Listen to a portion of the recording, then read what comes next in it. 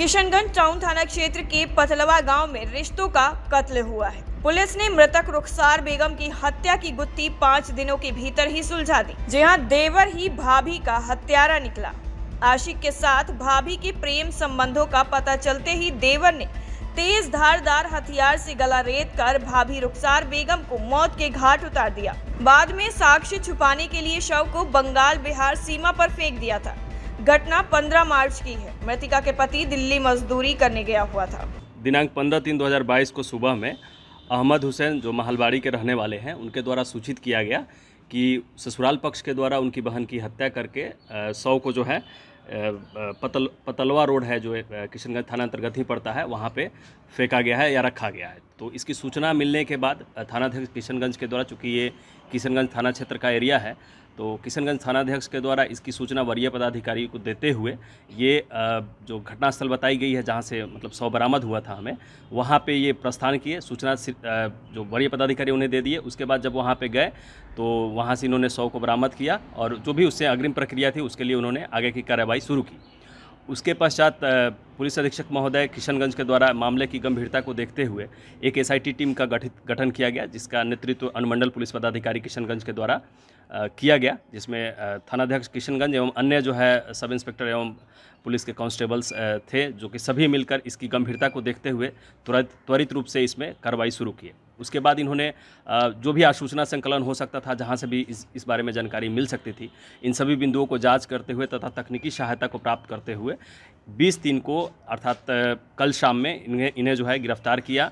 गिरफ्तार करने के बाद इनसे जब पूछताछ की गई तो इन्होंने स्वीकार किया कि हाँ, इनकी संलिप्तता है और इनकी बयान के आधार पे, इनके बताने के अनुसार से हमने जो उस घटना में चाकू प्रयोग किया गया था उसे भी हमने बरामद किया है।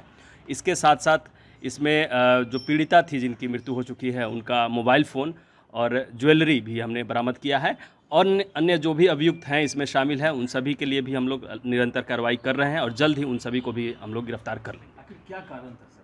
क्या कारण? टाइम 8 बिहार के लिए किशनगंज से शबनम खान की रिपोर्ट।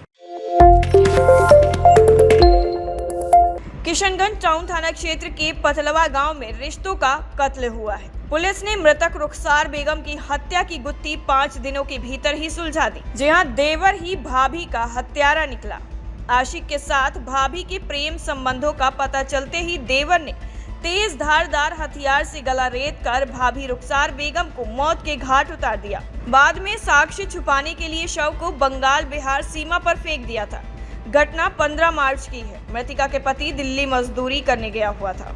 दिनांक 15/3/2022 को सुबह में अहमद हुसैन जो महलबाड़ी के रहने वाले हैं उनके द्वारा सूचित किया गया कि ससुराल पक्ष के द्वारा उनकी बहन की हत्या करके शव को जो है पतलवा रोड है जो किशनगंज थाना अंतर्गत ही पड़ता है, वहाँ पे फेंका गया है या रखा गया है। तो इसकी सूचना मिलने के बाद थानाध्यक्ष किशनगंज के द्वारा, चूँकि ये किशनगंज थाना क्षेत्र का एरिया है, तो किशनगंज थानाध्यक्ष के द्वारा इसकी सूचना वरीय पदाधिकारी को देते हुए ये जो घटनास्थल बताई गई है जहाँ से मतलब शव बरामद हुआ था हमें, वहाँ पे ये प्रस्थान किए। सूचना जो वरीय पदाधिकारी उन्हें दे दिए। उसके बाद जब वहाँ पे गए तो वहाँ से इन्होंने शव को बरामद किया और जो भी उससे अग्रिम प्रक्रिया थी उसके लिए उन्होंने आगे की कार्रवाई शुरू की।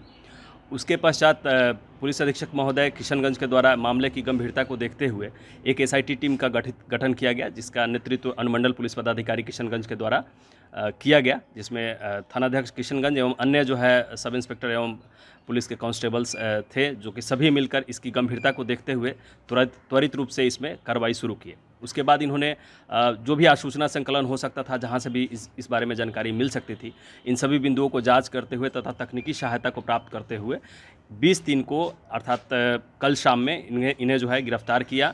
गिरफ्तार करने के बाद इनसे जब पूछताछ की गई तो इन्होंने स्वीकार किया कि हाँ, इनकी संलिप्तता है और इनकी बयान के आधार पे, इनके बताने के अनुसार से हमने जो उस घटना में चाकू प्रयोग किया गया था उसे भी हमने बरामद किया है। इसके साथ साथ इसमें जो पीड़िता थी जिनकी मृत्यु हो चुकी है, उनका मोबाइल फ़ोन और ज्वेलरी भी हमने बरामद किया है और अन्य जो भी अभियुक्त हैं इसमें शामिल हैं, उन सभी के लिए भी हम लोग निरंतर कार्रवाई कर रहे हैं और जल्द ही उन सभी को भी हम लोग गिरफ्तार कर लेंगे। आखिर क्या कारण था सर? क्या कारण? टाइम 8 बिहार के लिए किशनगंज से शबनम खान की रिपोर्ट।